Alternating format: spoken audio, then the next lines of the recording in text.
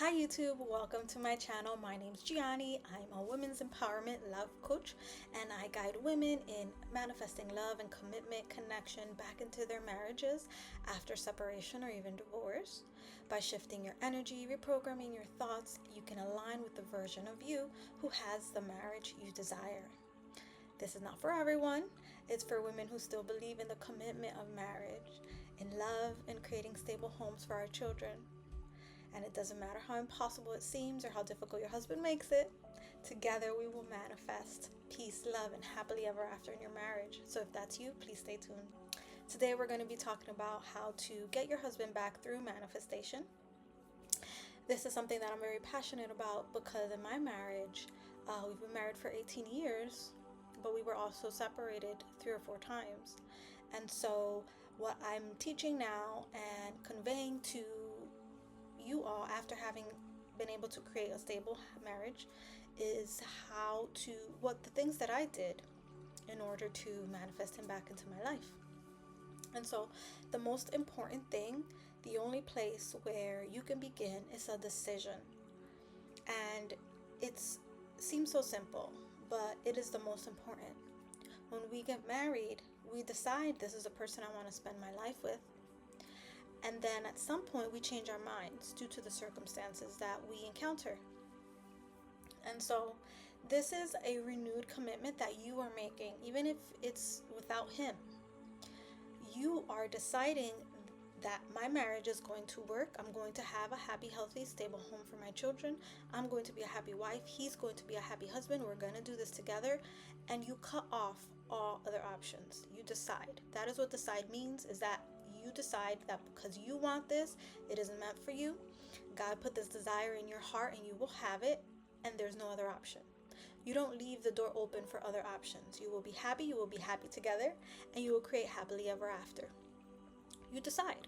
And sometimes this is tricky because we are used to, as humans, paying attention to what's happening in the world around us as opposed to using our God-given power to declare what's going to happen, to claim what's going to happen, to choose over and over and over again. This isn't a one-time decision, because every time that you're in your life, it's not going the way you want. He's not responding the way you want. You have to redecide. You have to rededicate yourself. Every time you feel like, is this worth it? Every time you feel like it's difficult for you, you have to decide, this is where I'm gonna stay. This is why. Why is it important to you?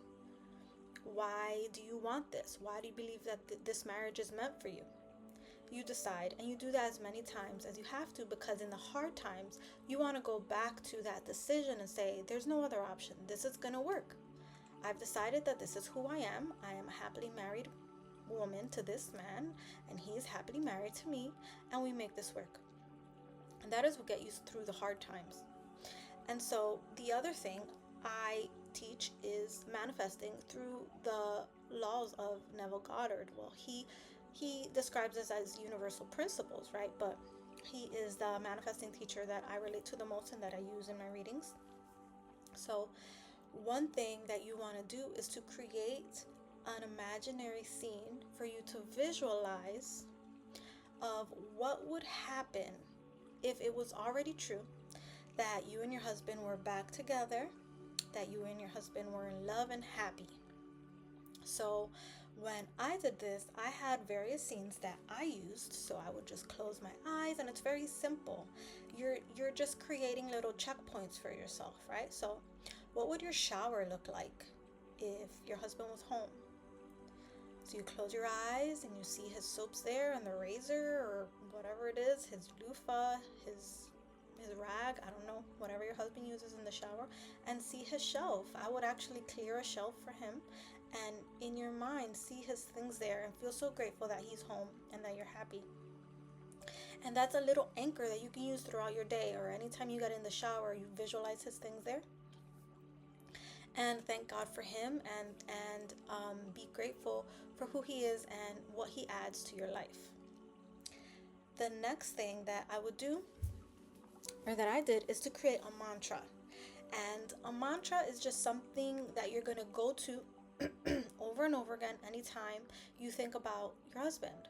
So anytime you think about your husband, you're going to go, Mine was, we're happily married. We have a happy, healthy, stable marriage. We have a happy, healthy, stable marriage.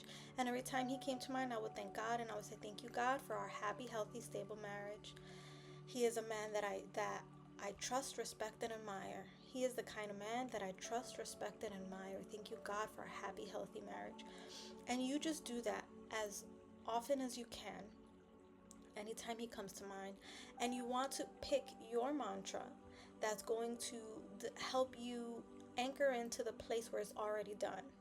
What is a few sentences that you can say that makes you feel like he's already home, he's already yours, you're already happy, you're already together, your marriage is beautiful, you have beautiful harmony in your home, you're communicating peacefully, you're having so much fun together, you're spending so much time together, you're in communion, life is just good, your marriage is happy, you have emotional and physical intimacy, all those wonderful things that you want in your marriage. You want to create a short little phrase that you can go back to over and over again to repeat to yourself anytime you experience doubt, anytime your husband comes to mind, and anytime you feel like it's getting a little bit difficult for you, or you miss him, or you feel anxious, or you feel lonely. You want to immerse yourself in the feelings of what those words invoke.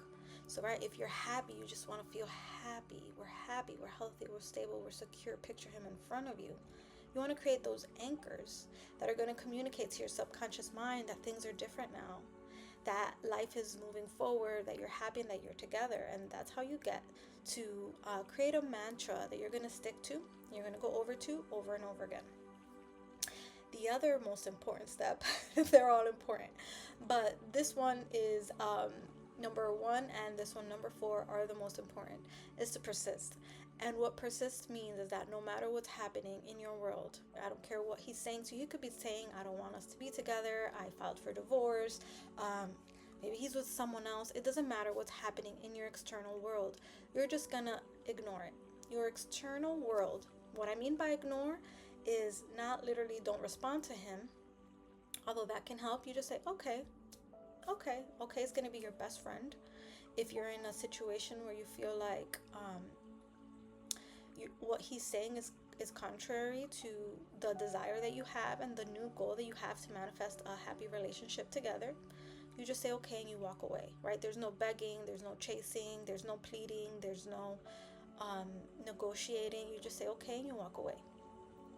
But in your mind, you're going to persist. In your mind, you're going to go back to your mantra. You're going to go back to your visualization. You're going to repeat the conversation to yourself as if he said, I'm coming home. I want to be with you. Our marriage is worth fighting for. We belong together. I'm happier with you than without you. You're the only woman I want. You're everything to me. I have no other choice but to be with you. You want to persist because your reality, your life is going to reflect to you your old thoughts and feelings. Think of it like this. When you're creating your mantra, you're creating your visualization, when you've decided what you want, you're planting seeds in your mind.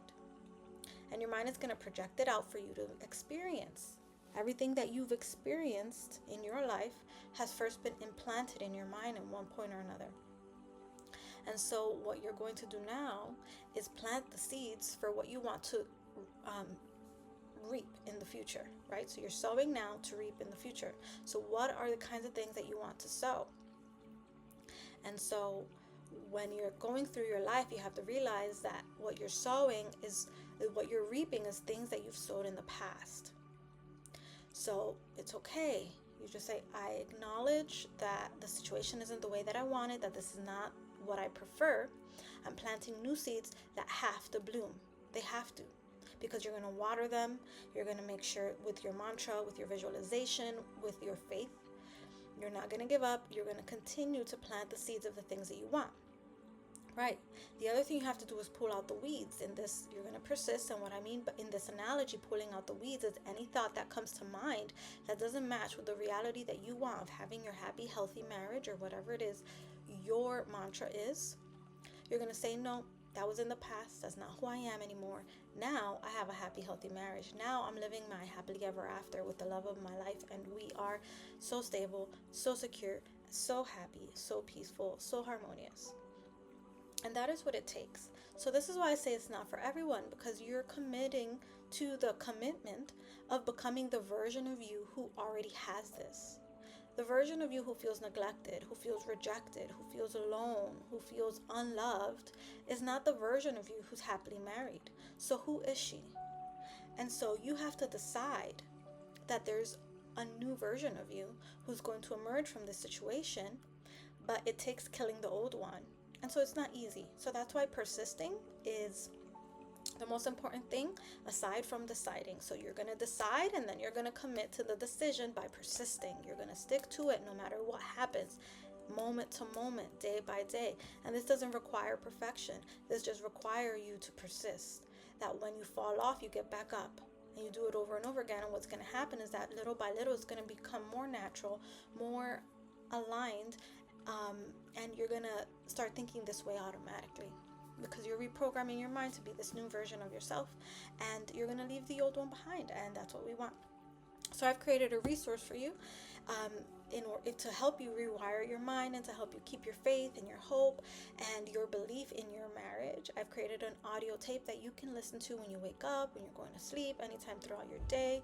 It's great to listen to it anytime where you're not really paying attention, maybe while you're doing your chores, doing the dishes, doing your laundry, just on the background. Or if you really want to focus on it and close your eyes and listen and repeat, those are the best times to reprogram your mind. So you just click on the link in the description box below. It's going to ask for your email address, and you're going to be able to download an audio that I've created to help you reprogram your mind for peace, love, and happily ever after with your husband. Make sure you like this video and subscribe to my channel. Thank you so much for watching. Until next time.